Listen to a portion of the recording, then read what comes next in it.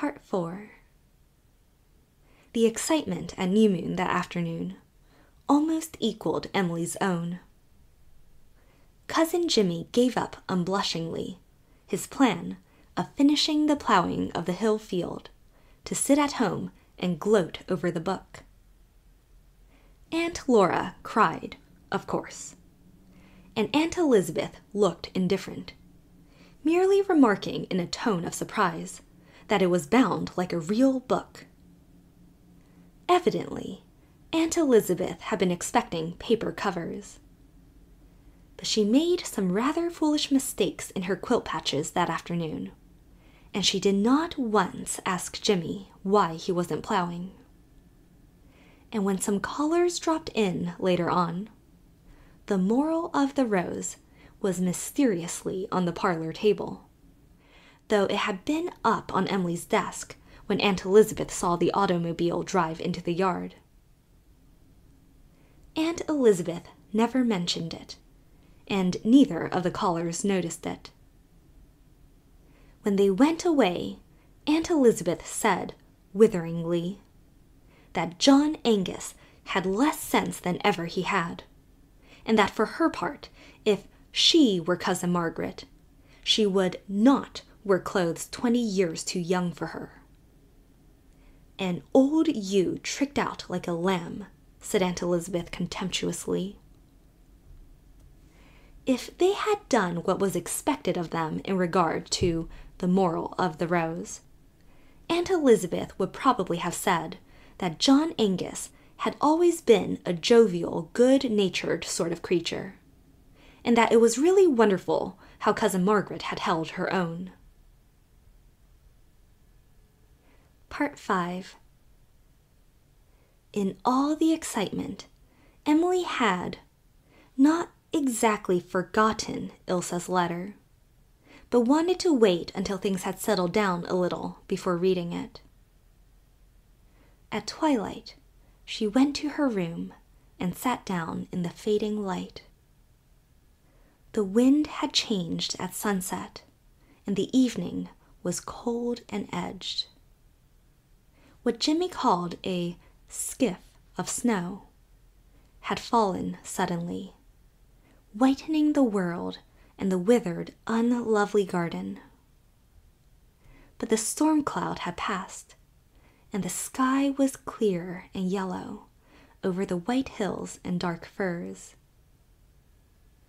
The odd perfume that Ilsa always affected floated out of her letter when it was opened. Emily had always vaguely disliked it, but then her taste differed from Ilsa's in the matter of perfumes as in so many others. Ilsa liked the exotic, oriental, provocative odors.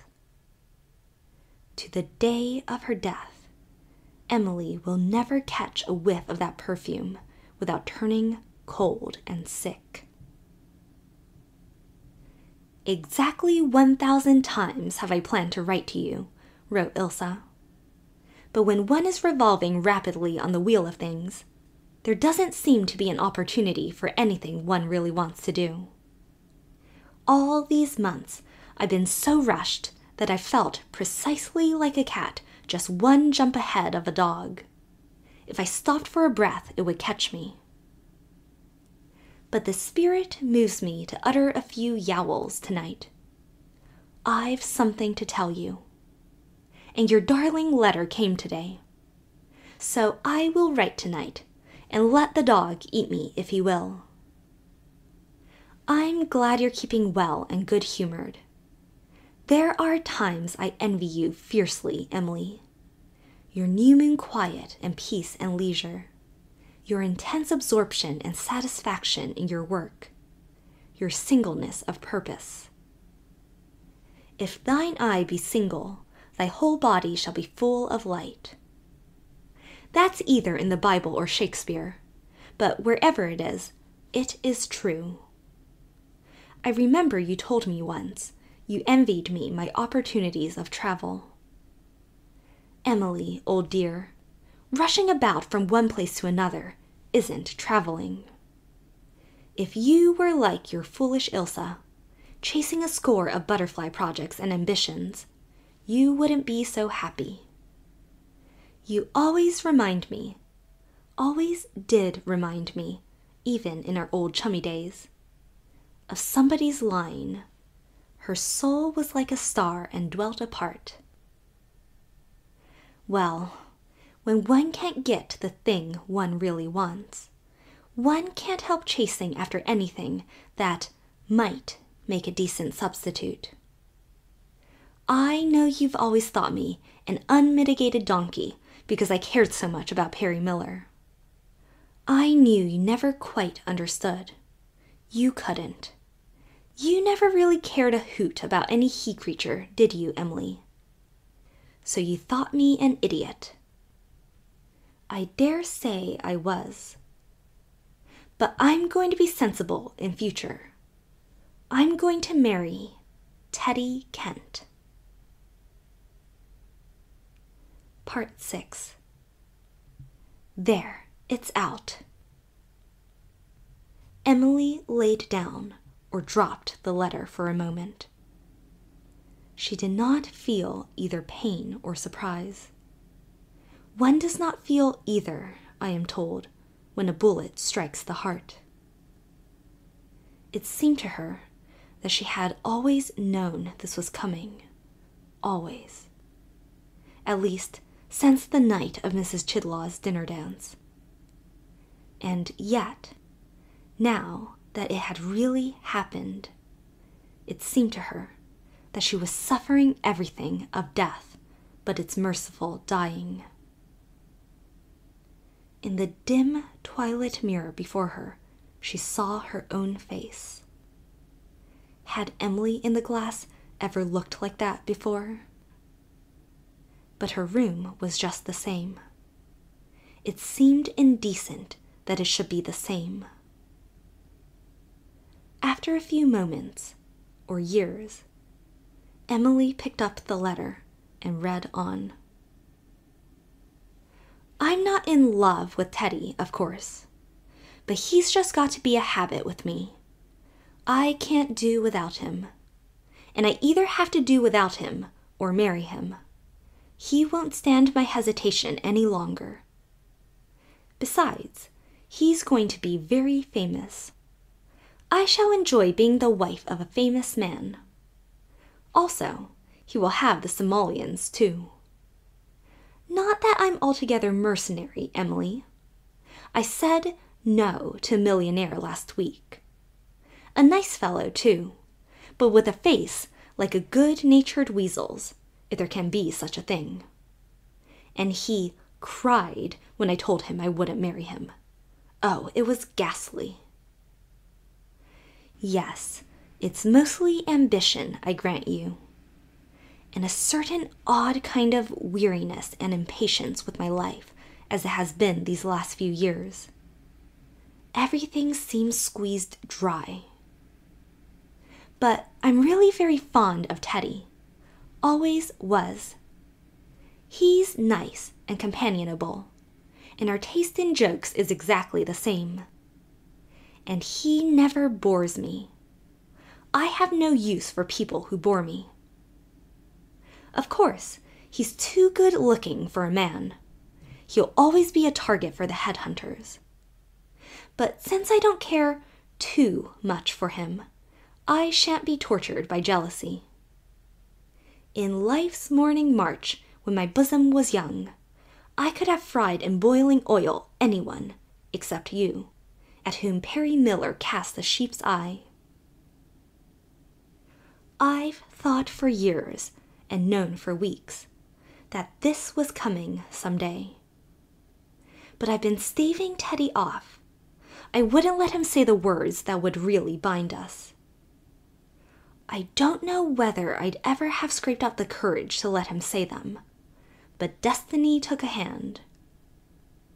We were out for a spin 2 weeks ago one evening, and a most unseasonable and malignant thunderstorm came up. We had a dreadful time getting back. There was no place on that bare, lonely hill road we could stop. The rain fell in torrents.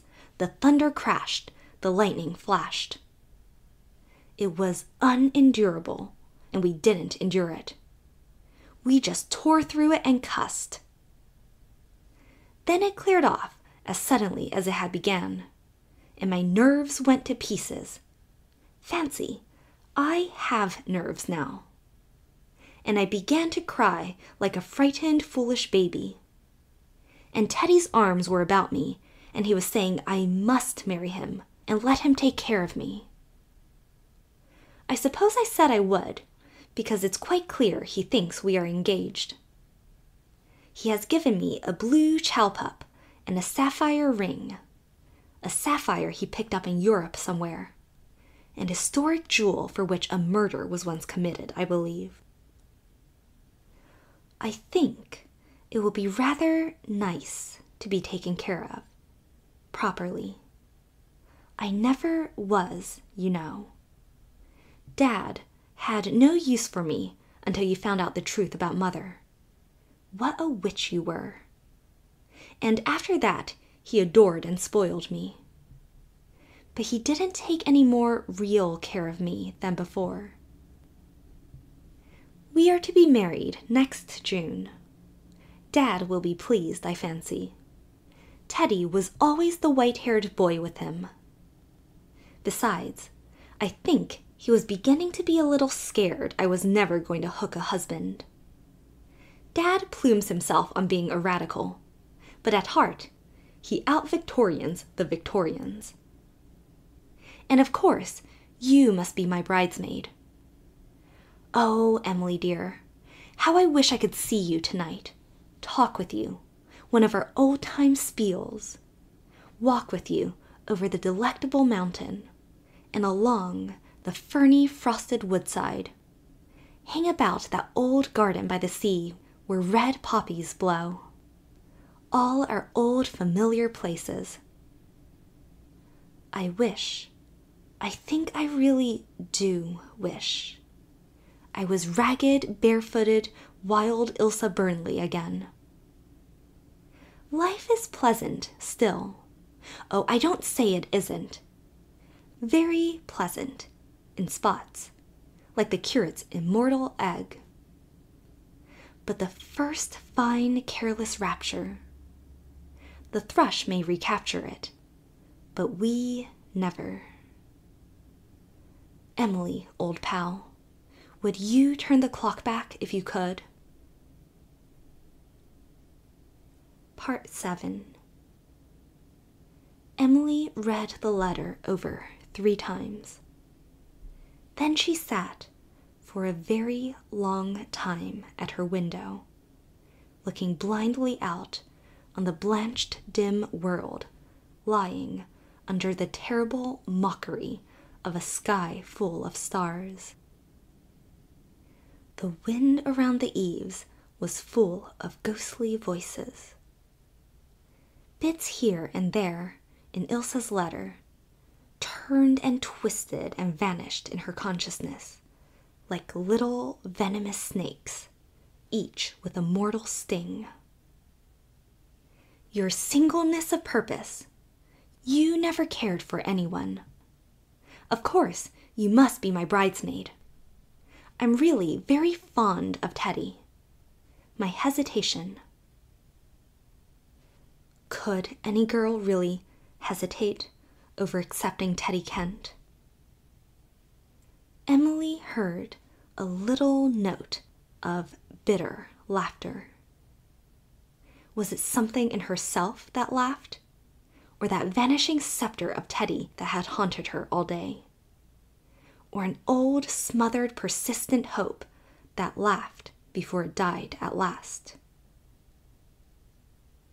And at that very moment, probably, Ilsa and Teddy were together. If I had gone that night last summer when he called, would it have made any difference?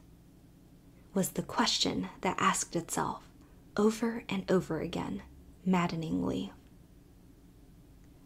I wish I could hate Ilsa. It would make it easier, she thought drearily. If she loved Teddy, I think I could hate her. Somehow, it isn't so dreadful when she doesn't. It ought to be more dreadful. It's very strange that I can bear the thought of his loving her, when I couldn't bear the thought of her loving him. A great weariness suddenly possessed her. For the first time in her life, death seemed a friend. It was very late when she finally went to bed. Towards morning, she slept a little, but wakened stupidly at dawn. What was it she had heard? She remembered. She got up and dressed, as she must get up and dress every morning to come for endless years. Well, she said aloud to Emily in the glass, I've spilled my cup of life's wine on the ground, somehow, and she will give me no more. So I must go thirsty. Would it have been different if I had gone to him the night he called? If only I knew. She thought she could see Dean's ironical, compassionate eyes. Suddenly, she laughed.